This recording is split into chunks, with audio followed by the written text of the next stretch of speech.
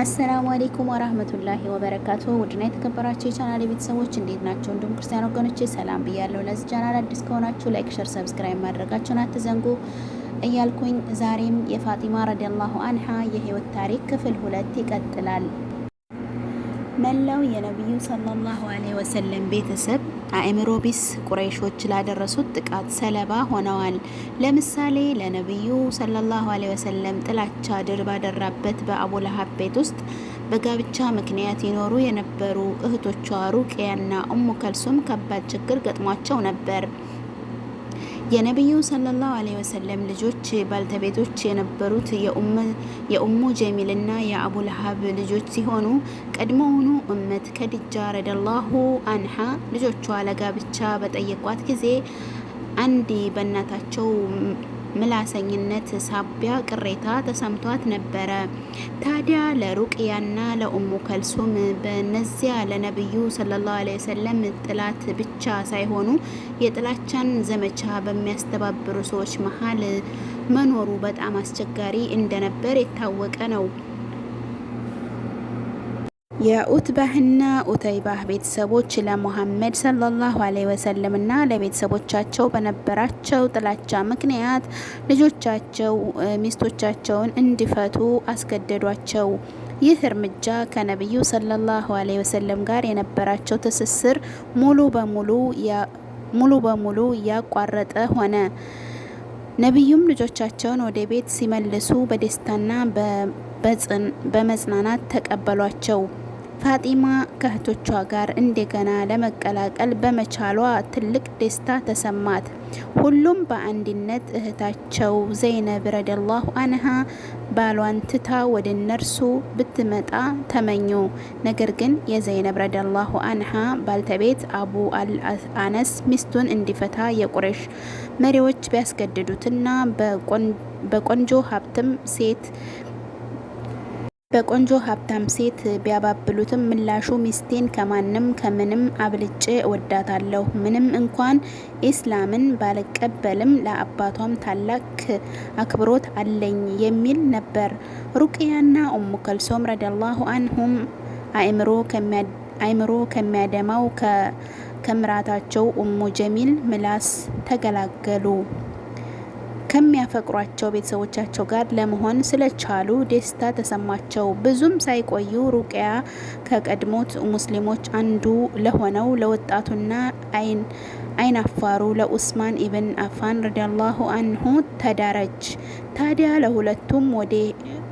ሁለቱም ወደ ሀበሻ ከተሰደዱት የመጀመሪያዎቹ ሙሃጅሪያን ወይም ስደተኞች ጋር በመሆን ረዘም ያለ የስደት ኑሮ ኖረዋል። የመጀመሪያዎቹ ሙስሊሞች ወደ ሀበሻ እንደተሰደዱ በነቢዩ ሰለላሁ ዐለይሂ ወሰለም ቤተሰቦችና በተከታዮቻቸው ላይ የሚፈጸመው ግፍና በደል እየጨመረ ሄደ። ኢስላማዊ ተልዕኳቸውን በጀመሩ በሰባተኛ ዓመት ገደማ ነቢዩ ሰለላሁ ዐለይሂ ወሰለም ከነ ቤተሰቦቻቸው ከነ ማህበረሰቡ ስለተገለሉ መኖሪያቸውን በመተው በተራራ በተከበበውና ከመካ ጋር በአንድ ጠባብ መንገድ ብቻ በሚገናኘው አንድ ጠፋ ሸለቆ ውስጥ የስደት ኑሮ እንዲገፉ ተገደዱ።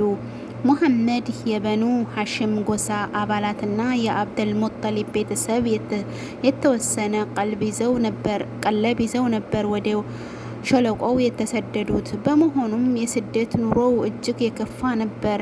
ፋጢማም ከጎሳው አባላት ትንሿና የ12 ዓመት ህፃን ስለነበረች የወራቱን የመከራ ኑሮ በጭንቀት ነው የገፋችው። በሸለቆው ውስጥ በስደት ላይ የነበሩ የተራቡ ህፃናትና ሴቶች ዋይታ የመካ ገዢዎችን ሊያለዝብ አልቻለም። ፋጢማም ረዲየላሁ አንሃ ከጎሳው አባላት ትንሿና የ12 ዓመት ህፃን ስለነበረች የወራቱን መከራ ኑሮ በጭንቀት ነው የገፋችው። ቁረይሾችም ምንም ምግብ እንዳይተላለፍላቸውና ከሙስሊሞች ጋር ማናቸውም አይነት ንግድ ግንኙነት እንዳያካሂዱ የተደነገገው ማዕቀብ እንዲጠናከር አደረጉ። ለሙስሊሞቹ ይህ ችግር ትንሽ ጋብ የሚለው በአመት አንድ ወቅት ብቻ ነበር። በሀጅ የጸሎት ስነ ስርዓት ማዕቀቡ ከ3 አመት በኋላ ተነሳ። ቢሆንም ነብዩ ሰለላሁ ዐለይሂ ወሰለም ታላቅ መከራና ሐዘን ገጠማቸው። ማዕቀቡ ከተነሳ ብዙም ሳይቆይ ታማኟና ተፈቃሪዋ የሙእሚናን እናት ከዲጃ ረዲየላሁ አንሃ በሞት ተለየቻቸው። በእርሷም መሞት ምክንያት በ3ቱ አመታት የስደት ዘመን የነበራቸውን የእንክብካቤና የጥንካሬ ምንጭ አጥተዋል። እመት ከዲጃ ብዙም ሳይቆዩ አቡ ጣሊብ ከዚህ ዓለም ያለፉበት ጊዜ ለነብዩና ለመላው ቤተሰቦቻቸው የሀዘን አመት በመባል ይታወሳል። ፋጢማ ረዲየላሁ አንሃ ምንም እንኳን ትልቅ እህቷ ኡሙ ከልስም ረዲየላሁ አንሃ በቤት ውስጥ ብትኖርም ከእናቷ ሞት በኋላ የቤተሰብ ኃላፊነት ስሜት ይሰማት ጀመር። ለአባቷ መልካም እንክብካቤ ልታደርግላቸው እንደሚገባትም ተገነዘበች። ይህንን ሀሳቧን በተግባር በመግለጿም ኡም ሀቢባ ወይም የአባቷ እናት የሚል መጠሪያ ተሰጣት። ለአባቷ ታደርግ የነበረው እንክብካቤ ገደብ አልነበረውም። በጭንቀትና በፈተና ወቅትም ታጽናናቸዋለች። ዘወትር በአባቷ ላይ ይሰነዘር የነበረው ጥቃት ለአእምሮ እጅግ አሳማሚ ከመሆኑ የተነሳ ብዙም ታስበዋለች። አንድ ወቅት አንድ አእምሮ ቢስ ቁረይሽ ከመሬት አፈር ዘግኖ ራሳቸው ላይ ሲነሰንሰው ሁኔታውን በታጋሽነት በማለፍ ከቤታቸው እንዲገቡ ፋጢማ ረዲየላሁ አንሃ አፈሩን እያራገፈችላቸው አምርራ አለቀሰች።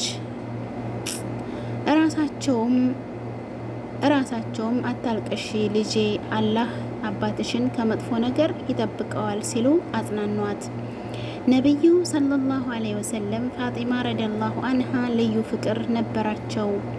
አንድ ወቅት ለማንም ቢሆን ፋጢማ ረዲየላሁ አንሃ ያስደሰተ አላህን እንዳስደሰተ ነው፣ እርሷን ያስቆጣ አላህን እንዳስቆጣ ነው። ፋጢማ ረዲየላሁ አንሃ አካሌ ናትና እርሷን የሚያስደስት ሁሉ ያስደስተኛል፣ የሚያስቆጣት ሁሉ ያስቆጣኛል ሲሉ ተናግረዋል።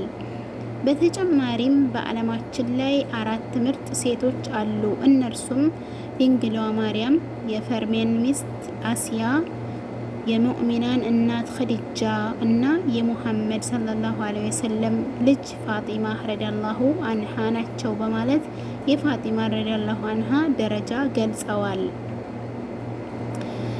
ይህ ንግግር ፋጢማ ረዲየላሁ አንሃ በእናቷ በከዲጃ ረዲየላሁ አንሃ ብቻ በተያዘው የአባቷን ክብር ልብ ውስጥ የፍቅርና የአድንቆት ስፍራ እንዳገኘች ያመለክታል።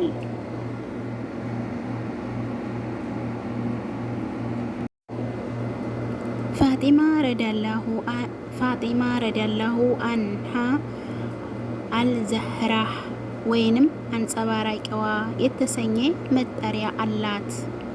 ይህ መጠሪያ የተሰጣት ብርሃን ወይም ኑር ፈንጣቂ በሆነው ፊቷ ምክንያት ነው። በተጨማሪም ከብጽዓት ባህሪዋ የተነሳ አልበቱል በመባል ትጠራለች። ጊዜዋን የምታሳልፈው አልባሌ ነገር በመስራት ሳይሆን ሶላት በመስገድ ቁርአን በመቅራትና ሌሎችም ኢባዳዎችን በትጋት በመፈጸም ነበረ። ፋጢማ ረዲየላሁ አንሃ የአላህ መልእክተኛ ሰለላሁ ዐለይሂ ወሰለም ከሆኑት ከአባቷ ጋር ቁርጥ ያለ መመሳሰል አላት። የነቢዩ ሰለላሁ ዐለይሂ ወሰለም ሚስት አይሻ ረዲየላሁ አንሃ በአንድ ወቅት ስለ ፋጢማ ረዲየላሁ አንሃ እንዲህ ስትል ተናግራለች። በንግግሯ ከሰዎች ጋር ሀሳብን ስትለዋወጥና በሁኔታዋ የአላህ መልእክተኛ ሰለላሁ ዐለይሂ ወሰለምን የሚመስል እንደ ፋጢማ ረዲየላሁ አንሃ ያለ አንድም ሰው አላየሁም። ወደ ነቢዩ ሰለላሁ ዐለይሂ ወሰለም ስትሄድ በአክብሮትና ከመቀመጫዋ ተነስተው በመሳም ራሳቸውን ወደ ነበሩበት ቦታ ላይ እንዲቀመጡ እንድትቀመጥ ይጋብዟታል። እርሷም በበኩሏ ነቢዩ ወደ እርሷ በሚመጡበት ጊዜ እንዲሁ ታደርጋለች። ከተቀመጠችበት ተነስታም የእንኳን ደህና መጡ የአክብሮት ሰላምታ በማቅረብ ትሰማቸዋለች። የፋጢማ መልእክት ባህሪያትና ደግ ንግግር ከሚወደደው ስብዕናዋ የሚጠቀሱ ናቸው። በተለይ ለድሆችና ለተቸገሩ ሰዎች የነበራት ሀዘኔታ ታላቅ አክብሮት አስገኝቶላታል። ምንም እንኳን እርሷ ብትቸገርም ያላትን ሁሉ ለችግረኞች መስጠት ትወዳለች። ለብልጭላጭ ጌጣጌጦችና ጋሻ እንዳለውና እርሱንም ሽጦ መክፈል እንደሚችል